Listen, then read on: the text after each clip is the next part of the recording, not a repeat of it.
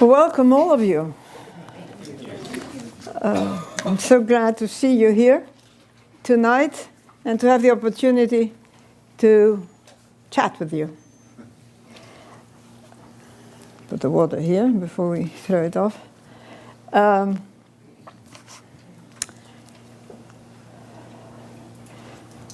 We humans are curious. Life is an adventure for us. Amen. From the day we are born, we explore. We want to know what lies beyond that door, that horizon, that ocean, that sky. We want to know as soon as we can let go of our mother's hand so that we can get away and do more exploring. How can we get there? What we do is we invent tools and technologies. How can we reach out into the universe? We put humans in machines and expect them to survive. We're very clever about developing technologies and engineering and designs, and then we expect the human to go along, we shoot them up in rockets, and expect them to survive. Always expect them to survive. So far, so good. The technologies, though, now connect us faster and relentlessly with everything and everyone. You did turn off your phones, didn't you? We are living longer. It's all testimony over here. But are we healthier? The Centers for Disease Control considers 2/3 of the US population as unhealthy. 2/3. And that has happened in the last 10 years from about 50% now to 2/3. And if you draw a line, which is an easy thing to do, well, anyone can draw a line through 2 points and extend it, everyone will be unhealthy in not too long. So what's going to happen? What are we going to do? No health insurance program can possibly take care of everybody. Amen. Amen. So it's time that we took charge of our own health. And that's what I want to talk to you about. Are our inventions pushing our limits?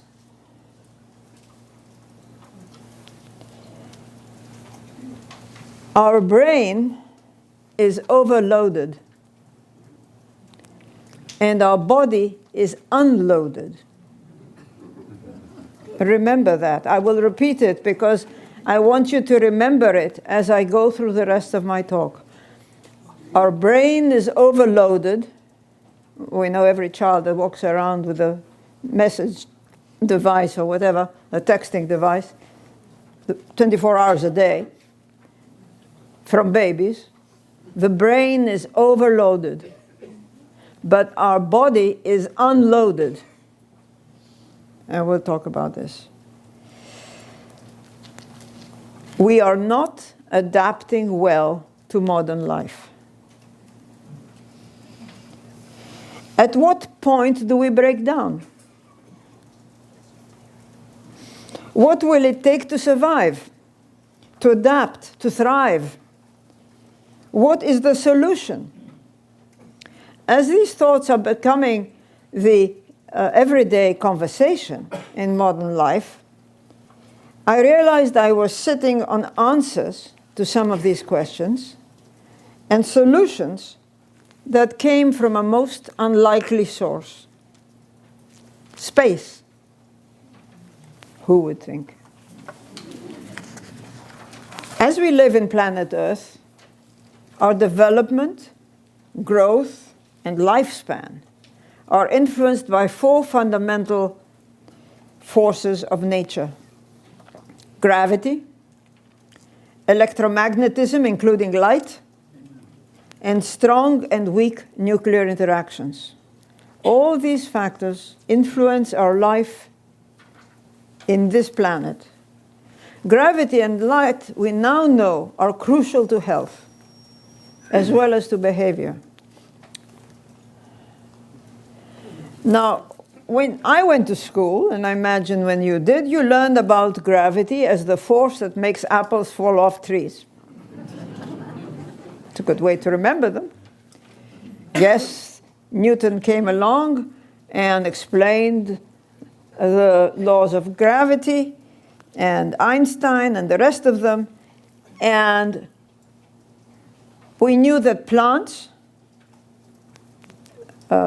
we all did this experiment at school where we took a plant and put it on its side, and then it grew up towards the light, and the roots grew down towards the center of the earth.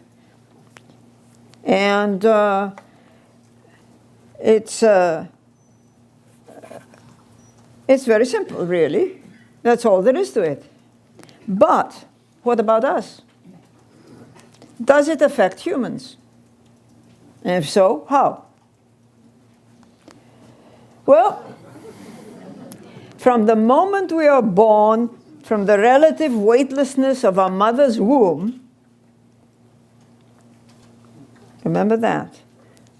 Being in the womb is like being an astronaut in space, except the infant has never experienced gravity before in its full force.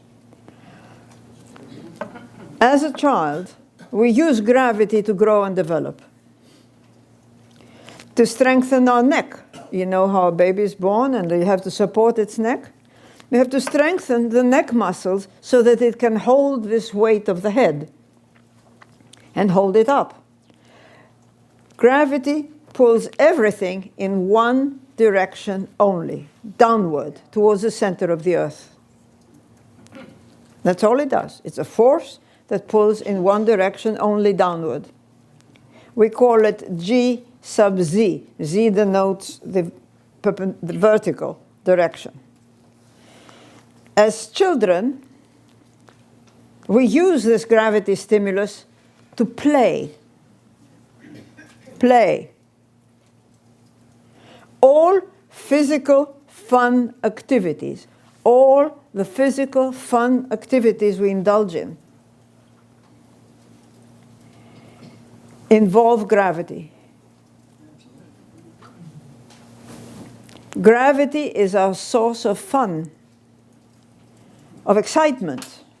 We tumble, we play hopscotch, we skip rope, we hang upside down, we swing on a swing. You can go and use the playground tomorrow, nobody else does. Swing on a swing. Jump on trampolines, ski, surf, ride bikes. Then as we grow, race cars, buy our first sports car, gallop on a horse, skydive, fly, bungee jump, ride motorbikes, and roller coasters. This play is crucial to our health and feeling well. This fun, this excitement is crucial to our health and feeling well. If I stood here without resisting the vertical pull of gravity, what would happen to me? Louder? I'd be crumpled on the floor. I wouldn't fall. I'd just crumple on the floor. It'd be on the floor, yes. Put your arm out. Doesn't matter who's next to you. No, not in front of you. No, sideways. Sideways. Oh, we're so cozy. This is wonderful. Now I want you to keep it there while I talk. Hold it there. You will soon recognize what gravity does. Keep it out there. Without gravity, we do not develop properly. For instance, a child that is born with cerebral palsy that cannot move on its own, cannot sense this vertical direction of gravity properly, and therefore does not develop normally. Now, you know that there are volunteers that help move the legs. Well, that's good, except they're doing it in the wrong direction. It should be done vertically so that they can experience gravity. When it is done lying down, it is not getting the right signals to stimulate normal development. There is an institution in Hungary that has developed such a program for kids with all kinds of disorders, cerebral palsy included. They wear a harness and they make them move, with 2 bars, and they make them move in this gravity-related environment as therapy, and it's very effective. As a child, we think riding a roller coaster is great fun. When was the last time you rode on a roller coaster? I want a show of hands. In the last year? Hey, well, not bad. In the last 10 years? Oh, yeah. What happened between 10 and 1?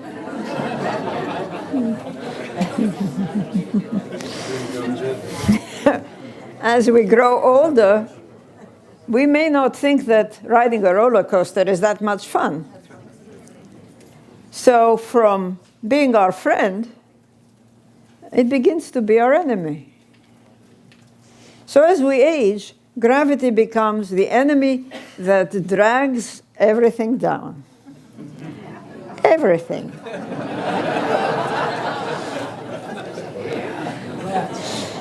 We may not be able to hold our arm out as long or have trouble standing up. What happened? What happened in the meantime? How did it change from friend to foe? Well, guess what? Gravity didn't change. We changed. Good answer. Let me tell you my story. I discovered, that's the way we get to look. I discovered gravity when I was recruited from teaching at Ohio State University Medical School. I was recruited by NASA in its very early years. I was hired because of my stress research expertise. I was one of 6 that formed the core of my biomedical researchers at Ames Research Center in California. Soon we were asking questions like, what happens when we live without gravity? Nobody knew. No, none of us knew. It was a voyage of discovery. My doctor colleagues said, nothing. We've developed in gravity, we have gravity all around us, so what's the big deal? To this day, the word gravity does not feature in a medical textbook.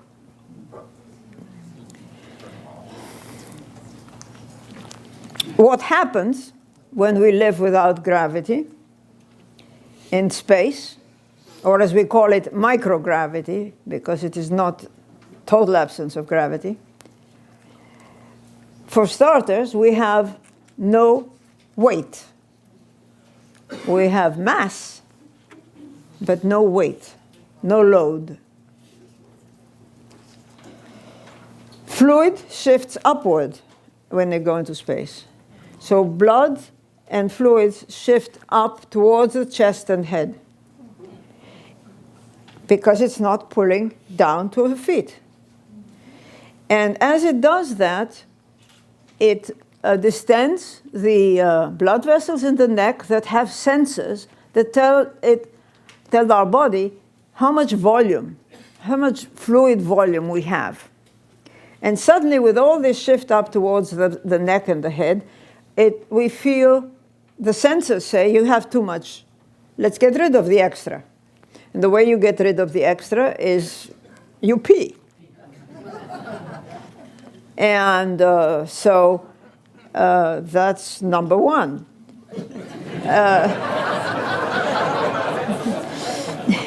You also have muscles, especially those that support your posture, muscles and bones, atrophy and waste.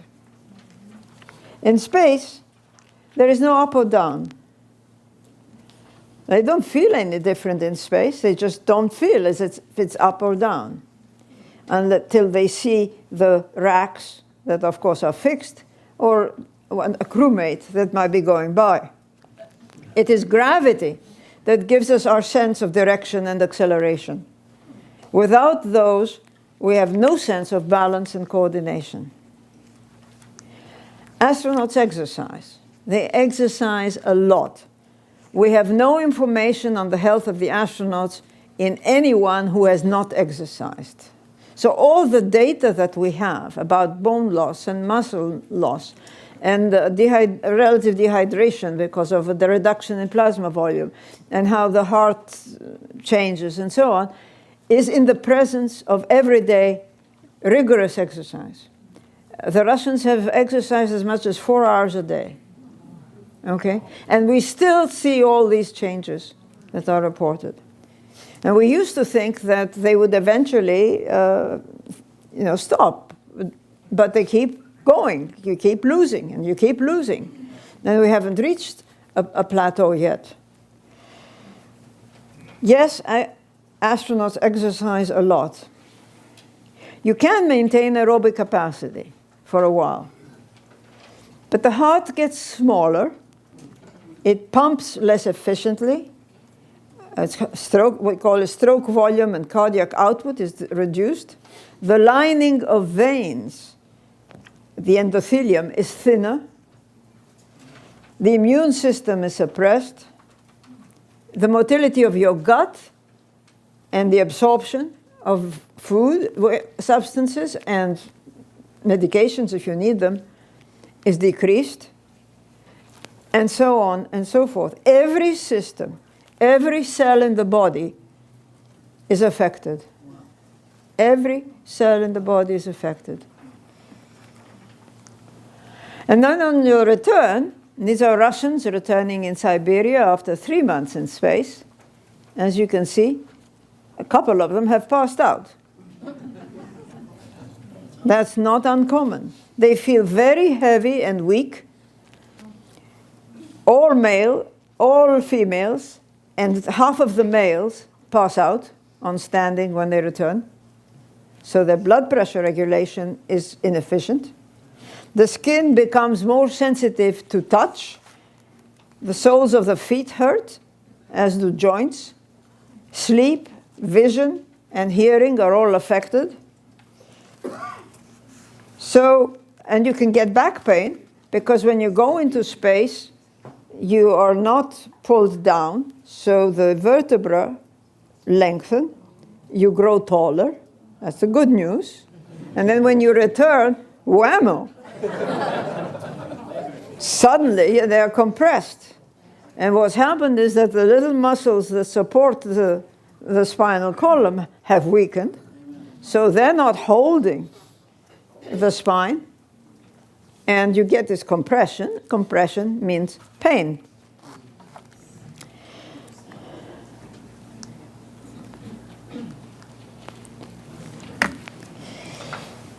Returning space travelers lose their balance and coordination. They basically are like a child. In the days of the shuttle, when you could see astronauts stepping off the shuttle, they would stand at the base of the shuttle with their feet wide apart. And that was really for stability in case they fell flat on their face. Photo opportunity, it was not a good thing to fall flat on your face. And the feet are wide apart for better posture, just like a baby. They would take steps, shorter steps, with their feet wide apart, until gradually, after time, they could move their feet together and start to walk normally. During this period, they could trip, they shuffled, and they remind us like many people in nursing homes. Rats that flew in space, okay, when they return, they cannot pick their foot up and lay it down. The foot drags on the top of the foot, and then they put it down until they relearn to walk properly again. So all this activity, how we walk, how we stand, balance and coordination are all related to gravity. There was an astronaut called Rick Searfoss who flew several missions. The first time I came across him was after a 9-day mission. He was the pilot, and we were running a test. And the test is it's called a posturography test. In other words, it measures your posture and your balance. And basically, it is those boards that sway, whatever. They've got all kinds of names. And they sway sideways, or they say forward and back, and you can do it with eyes open and or eyes shut. And I happened to be beside him and was watching him, and there were other people chit-chatting, which they shouldn't have been. And at one point, I see him leaning forward. Oh, I thought that was interesting. And forward, and forward, and forward. And I think, oh, my goodness, this great big strapping guy was going to fall flat on his face. And I rushed to get him. There was no way that I could support him. Others did at the same time. They got a hold of him. He shook himself and said, "What happened?" He said, you were going to fall flat on your face. He said, "I never had any sensation of falling." 9 days in space, he lost all sensation of falling. He never had the reflex to put his arms out, even to try and prevent his fall. 9 days gone. So it's a very sensitive system that can disappear very quickly. So obviously, we needed to do more studies to understand what was happening. And we had to find a way, because there are not enough astronauts that we can do tests on in space to study in depth some of these changes that we had seen. So we had to turn to ground studies. Of course, how can you study being without gravity on the ground when you have gravity? Well, various models were tried. The first we tried was water immersion, and that is sitting in water up to the neck. And you can induce the early changes that we see in space, the fluid shifting up to the upper part of the body in the same way, the desire to pee, to get rid of the extra volume, which every child that goes into a swimming pool. No adults, just the children. It's exactly that reflex. But you could only keep people in water for 6 hours maximum, and we needed to study these people for days. So the next model was what we call bed rest, and that is lying in bed continuously for 24 hours. And what happens when you lie in bed, as I said, when you stand up, gravity is pulling in the head-to-toe direction. If I lie down, it's pulling only across my chest. We call that G sub X. But it's only across, so it's reducing the influence of gravity and the effectiveness of gravity on the body. And then this model, which we call head-down bed rest, which the Russians developed, is even more like being in space. That's the way the cosmonauts and the astronauts described it. And that's the model we used. My volunteers came up with this diagram. 7 days in bed, and that's the way they felt they had changed. Lying in bed causes the same changes as in space, just slower to develop. While doing one of these studies, I happened to be visiting the mother of a friend of mine at a nursing home. I looked around, and to my amazement, the changes I was seeing at the end of 7 days, even 7 days of bed rest, were not too dissimilar from the residents of the nursing home. And, you know, the muscle weakness, the bone loss, the shuffling, the walkers, the balance problems. And I thought, yeah, you know, this is similar, but it can't be the same. Surely it's not the same. After all, astronauts and the volunteers in bed rest recover once they get up and about in gravity. And after all, we assume, we believe, that we, as we age, do not recover from whatever it is that we call aging. Well, keep that thought. Do you recover from aging? We are living longer, there's no doubt about it. How many of you have a replacement of some type? Okay, well, be honest. Only? Is that all? How many pills do you take a day? How many take 10 a day? How many take 5 a day? Mm-hmm. None? Hey, good for you guys. Well done. We have good candidates here.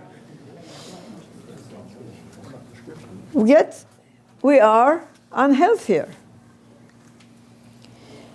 What happened? How did we get so unhealthy?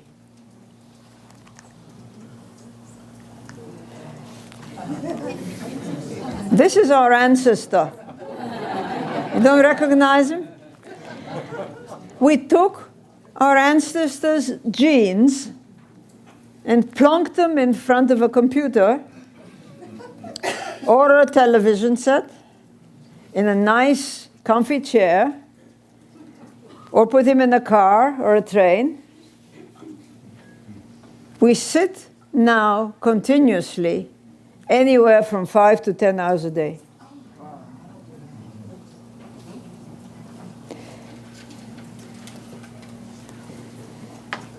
We designed reclining seats, comfy seats. We designed them that lift us up so we don't need to strain ourselves to stand up.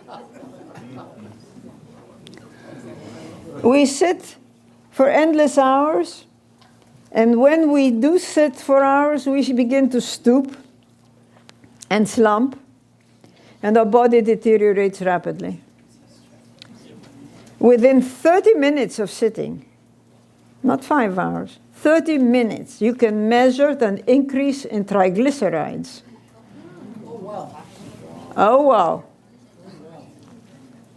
You know what triglycerides are? It's what you measure, either if you have diabetes or a pre-diabetic state. 30 minutes of sitting can increase the triglycerides, which means insulin resistance is beginning to set in. What we're doing is depriving ourselves of gravity.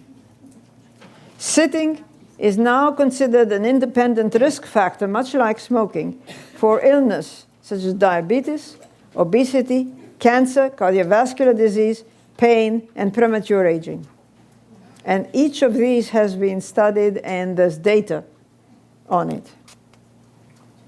All kinds of cancer, cardiovascular disease, etc. I called it the Gravity Deprivation Syndrome. It's a modern condition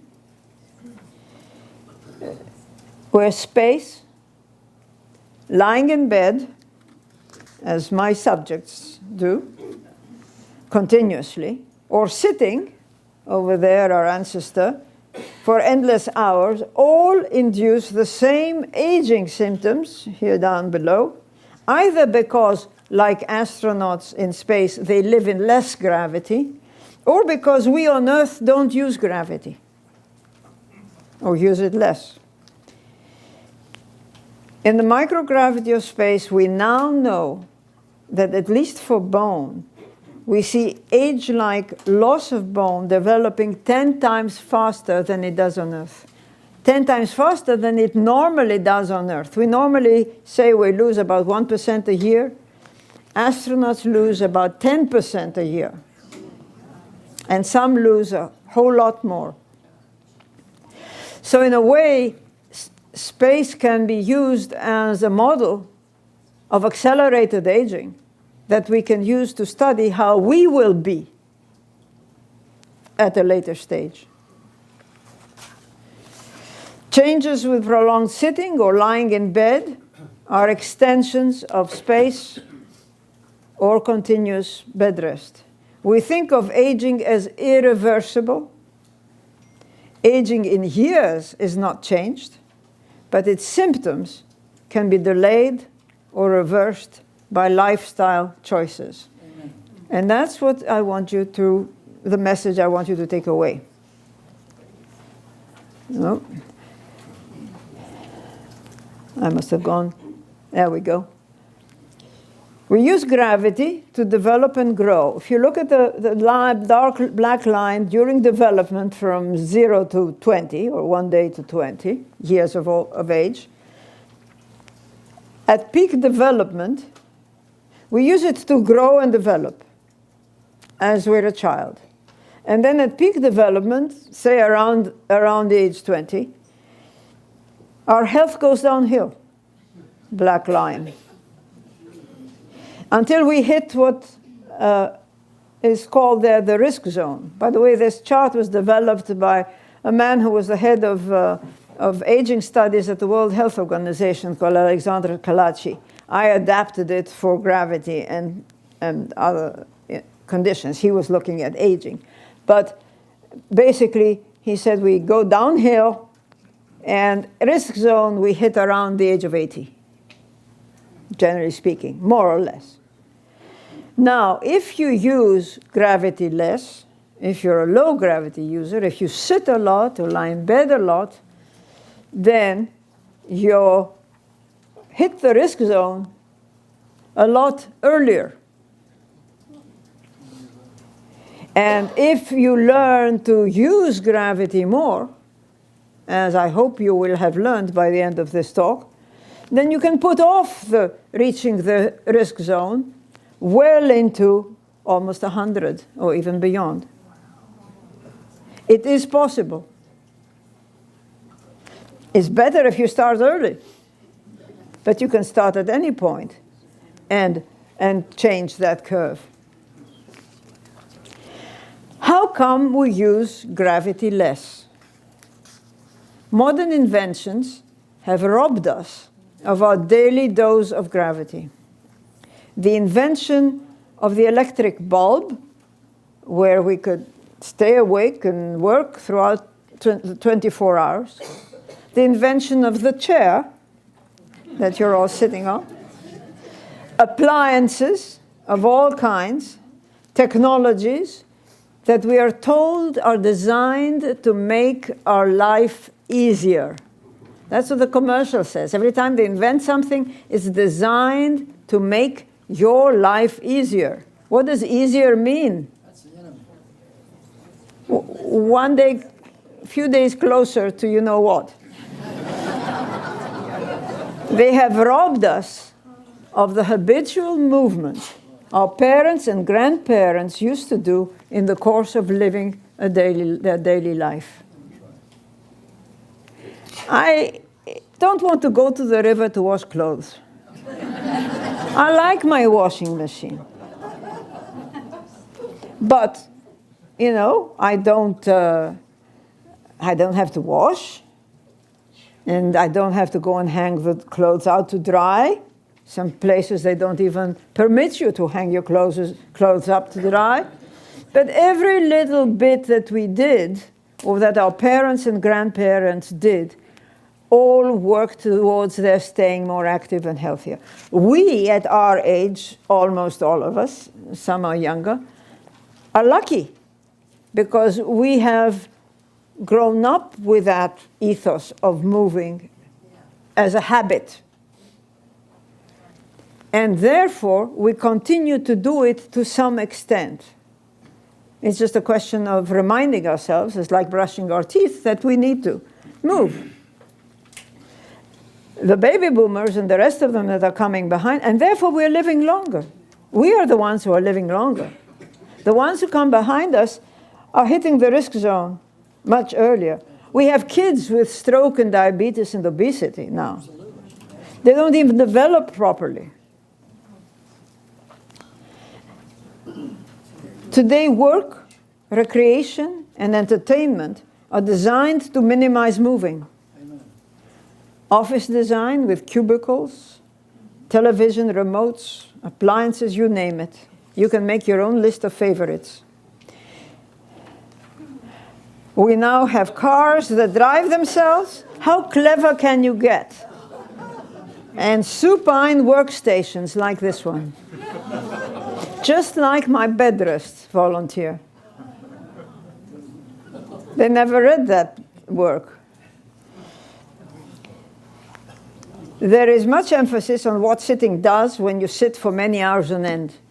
I believe the question about it should be not so much how many hours do you sit, but what is it that sitting takes away? What is it you're not doing when you're sitting? What has gone bye-bye? What you're not doing. Gravity is there, whether you know, it's your responsibility to use it. Changing posture. What you're doing when you're sitting, or what you're not doing when you're sitting, is you're not standing up. Not standing up continuously, like the stand-up discs will have you do, because standing up continuously is just as bad as sitting down continuously, or almost. Changing posture is a signal in frequencies that stimulate your body at a regular basis. You're also not sitting up straight. The more you sit, the more you slump and stoop. The sight of a child stooped over a game or texting device has become commonplace. It breaks my heart to watch them. What do you think will happen to those spines during their development? They're sitting like that, and they are stooped as the spine is developing. How is it going to get up straight well before development peaks to be healthy when they're adults? So next time you have a child around you, child, grandchild, great-grandchild, whatever, and you see them, take away that device. Or put it up high on the wall so that the child is encouraged to stand up or sit up straight. Yes. Anything.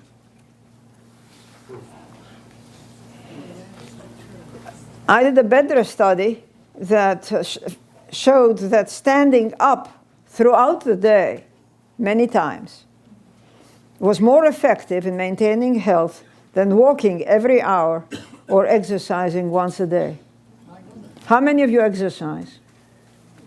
Well done. How often? Every day. Weekends? Weekends? Some of you. Usually not.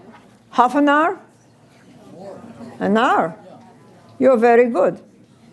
If you sit 5 or 6 hours a day, even if you exercise once a day, it does not counteract the effects of sitting. That's what the studies are showing now. And so let's get back to basics because I want to leave you with messages.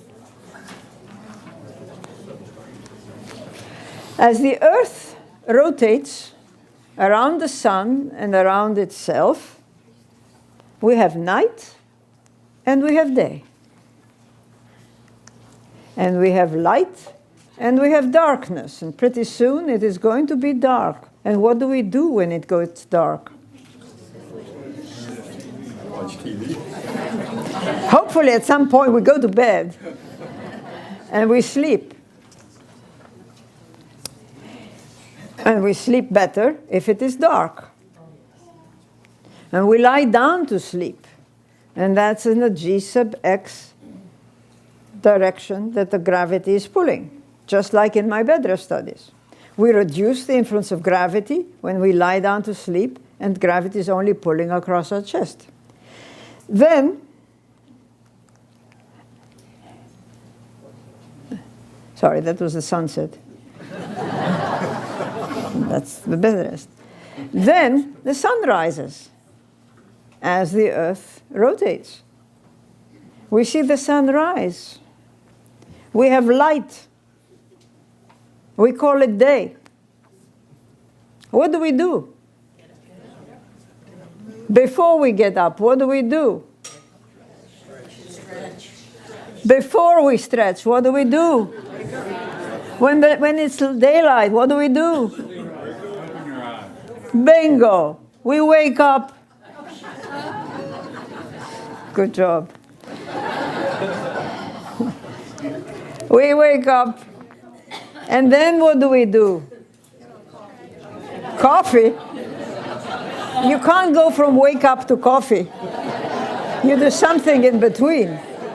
What do? Bathroom. You get up. For whatever reason, whether it's in that order, bathroom, coffee, you get up. And then what do? You go to the bathroom. How do you go to the bathroom? You are in bed. You got up.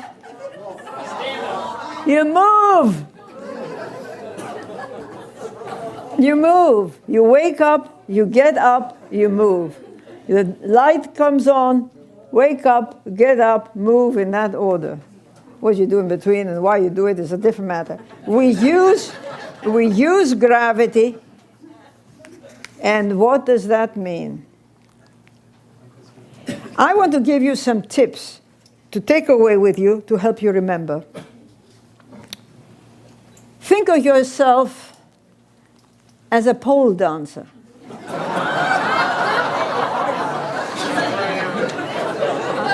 I am amazed how many of you don't know what a pole dancer is. You don't know it? Oh, you have a deprived life. Think of the pole as gravity, pulling in one direction only. And think of yourself as the pole dancer that rotates and moves around this force of gravity. And you can imagine anything you want. We were designed to move. Amen. We were designed to move every which way, often around this force of gravity, this virtual force that goes right through to the center of the Earth. And when we're aligned with gravity, it is the least strain on our body. It's much easier on my body to be completely aligned or standing or even sitting in the direction of gravity.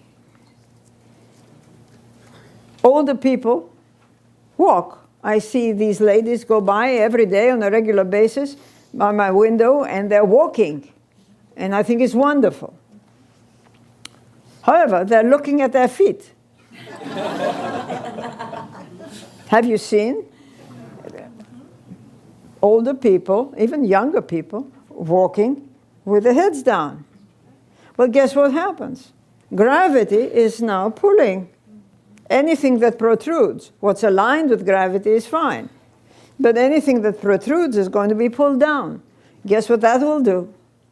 You become hunched before you know it. Gravity is our reference.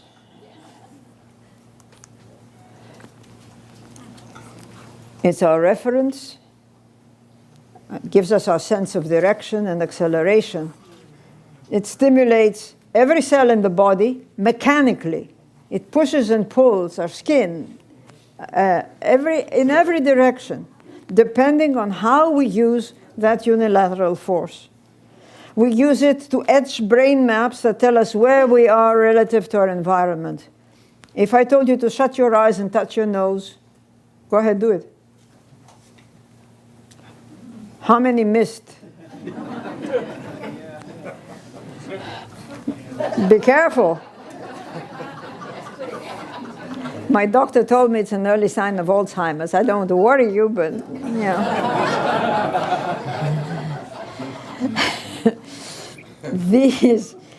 It pulls fluids downward, causing the heart to pump harder and to pump blood up to the head again. This system is less responsive if we sit or lie down for hours. Every time we stand up, blood rushes to the head, to the brain. Without standing up, often, we do not send blood flow to the brain. Guess what? From peak development on, we don't stand up much. Guess what? Not much blood in the brain. You go to a nursing home, and they don't stand up. They sit there all day. Well, guess what? You don't remember. Your brain doesn't function. It has no glucose. It has no oxygen. How do you expect that brain to function if you do not get the circulation up there? The best way, the simplest way to achieve that is to stand up. The inner ear, the vestibular system, senses and interprets head and body motions in relation to this gravity stimulus. No gravity stimulation, the inner ear goes silent. It goes silent in space, and it goes silent when you sit for a long time or lie down for a long time, and it gets no stimulation. The bottom of your feet, your palms, your seat, your brain, the joint receptors, all relay touch, pressure, change in gravity signals. Mark Kelly, who was up in space for almost a year and came back recently, said his skin was horribly sensitive to touch when he returned. And the soles of his feet and joints were painful when he got back to Earth. We are designed to move throughout the daylight hours. So from the beginning of day to the end of day, we are designed to move not once in the gym, but all day. All day. So stand up often. Changing posture at least 36 times a day is a powerful antidote to sitting. We are designed as perpetual motion machines. We are designed that way. Designed by nature. You wake up, you move. That's the message. Daytime is to move. If we do not move every which way, we rust. And guess what happens when you rust? You can't move. Think play.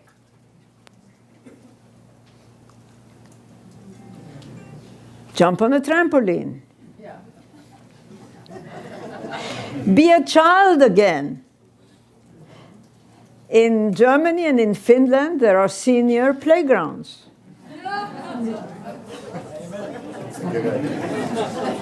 I said the kids aren't using the playgrounds. Swing on a swing. Swing on a swing.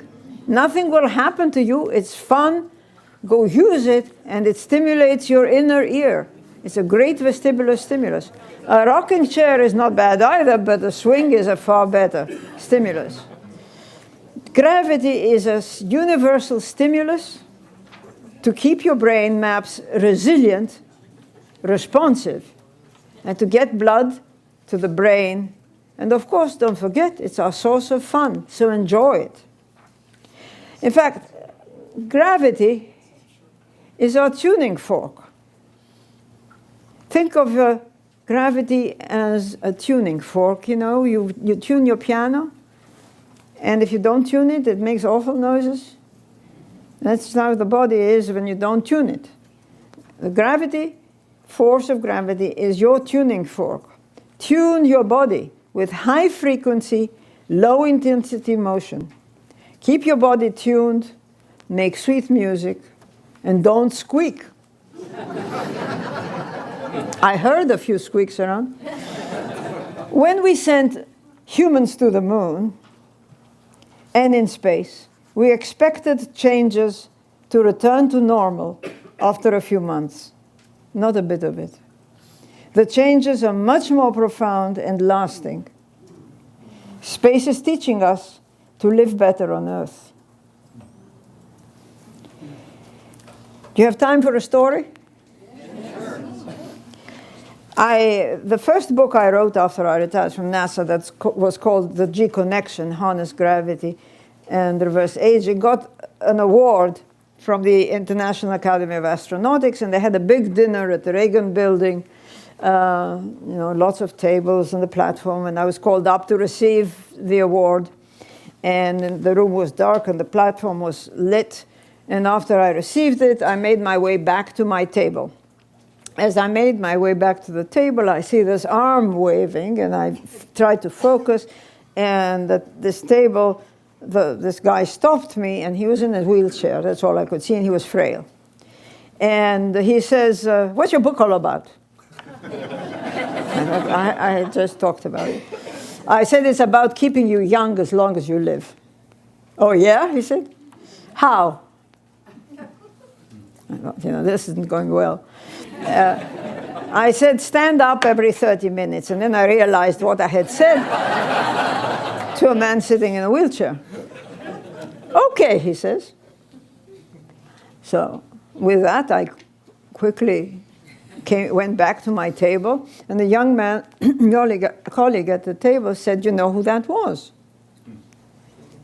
He said, what did you tell him? I said, I told him to stand up every 30 minutes. Oh, my God.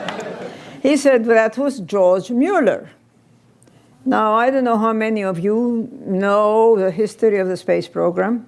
You certainly have been around by the looks of you.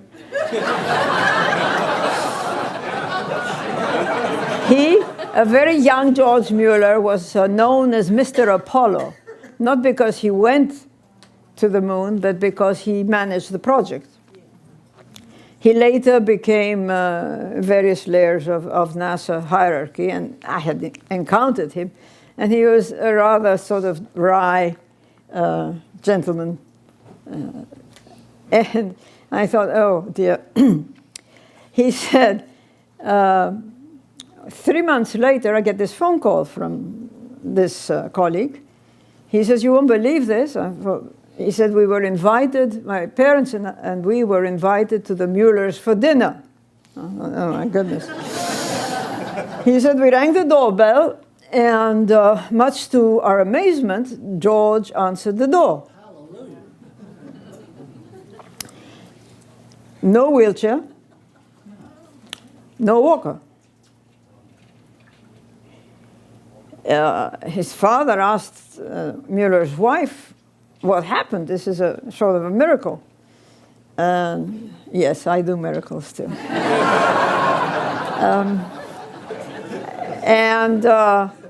She said, oh, he did it all by himself. He said, what did he do? He stood up every 30 minutes. In 3 months, he got out of his chair. He wasn't paralyzed. He just was weaker. And he got determined, and he took it to heart. And I've now done about 6 individuals from about 78 to 99. At the time, George Mueller was 92. I think he's still alive. So that was 2009, so he's a fair age. Amazing. And this has been a consistent finding among the N of 6 that I have done. So if you know any people that you'd like to recommend it or take it to heart and practice it, it seems to work. And it's wonderful. So stand up.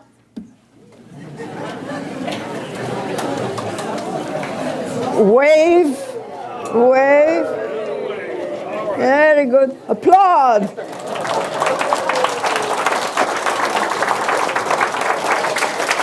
And thank you for coming.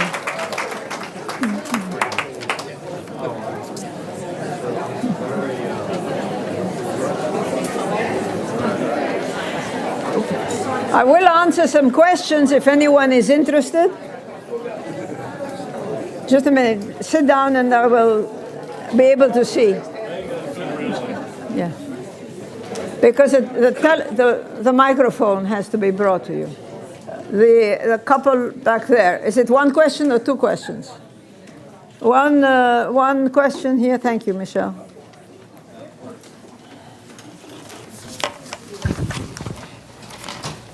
I had a question about long-distance bicyclists. So there's been studies that show that if you're a long-distance cyclist, you seem to leach a lot of calcium out of your bones. And I wonder if there's been any studies that link that to your research, that really it's because the force of gravity isn't the same, and that's the effect that's occurring on cyclists. Yeah.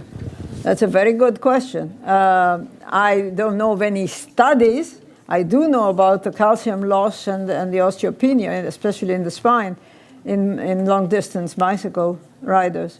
And I imagine that that's what it is. There's no vertical, perpendicular influence of gravity in cycling.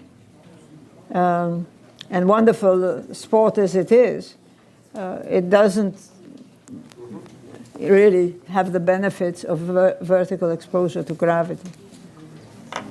Yes, ma'am. If we stand every 30 minutes, how long do we stand and what do we do while we're standing? Just stand. As far as I'm concerned, just stand and sit down. A minute. You don't need to stand. It's the signal that the inner ear sees, the change signal. Now, if you want to move around, then, you know, there was a fellow in one of my talks that said, oh, I can't stand up every 30 minutes, I'll get fired. I said, what do you do? He said, well, I work for a computer company. I said, well, you drink water. You can go to the water fountain. We don't have a water fountain. We don't have water fountains anymore. But he says, I have a bottle of water. I said, good. Where do you put your bottle of water? He said, well, on my desk. I said, well, put it on the windowsill or the desk next door so that when you're thirsty, you get up and get your water and sit down again. And then by drinking all this water, you'll need to go to the bathroom. So next time 30 minutes comes around, you can go to the bathroom. Structure your life to encourage you to move. It takes a little bit of thinking, but structure. There are companies now that are redesigning their layout. I know there's a bank in Sydney, Australia, that doesn't have desks. There's the odd couch where a couple of people can sit occasionally, and the rest of the time they meet standing up. I had stand-up meetings at NASA. They were only 10 minutes long. Got a lot done every morning, every day, because no one wanted to stand up that long. Otherwise, they would just sit in the chair and, oh, well, it's beginning. Everybody's so tired at the beginning of the day. Yes, ma'am.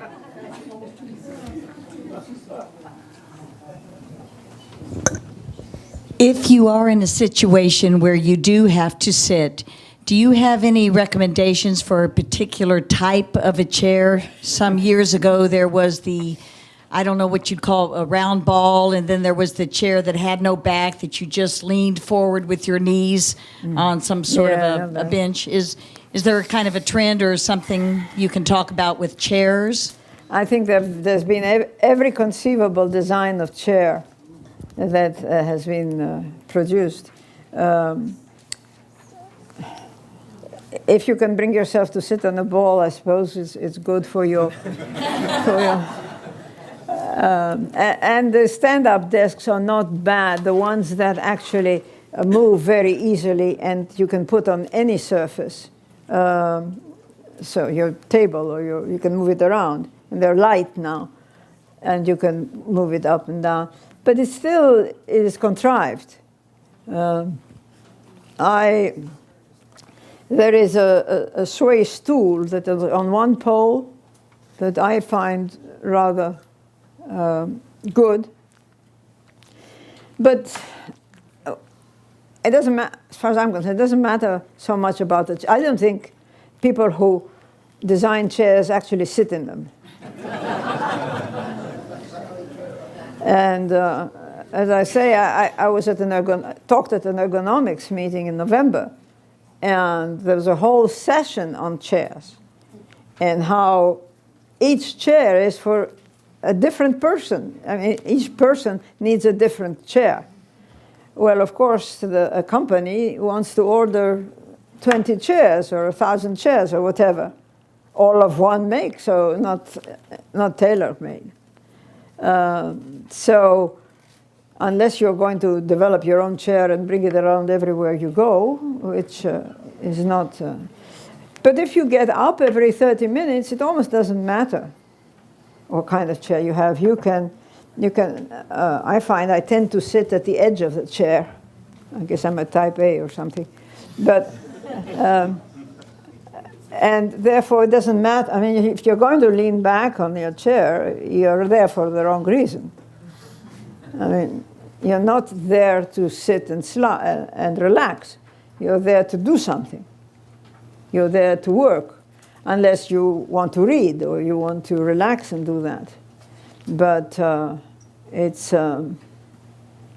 if you sit up and don't lean back on anything, then it forces you to be aligned, unless you do that, like the kids. There isn't an ideal chair. Now, Esther Gockhale, who talked here, some of you may have heard her, has done a lot about slouching and slumping and that sort of thing. The important thing is to interrupt sitting. It is not how many hours you sit, but it's how many uninterrupted hours you sit. That's bad. You have to interrupt the sitting. Your body is tuned. It needs to be tuned. So you need to stimulate it periodically to change.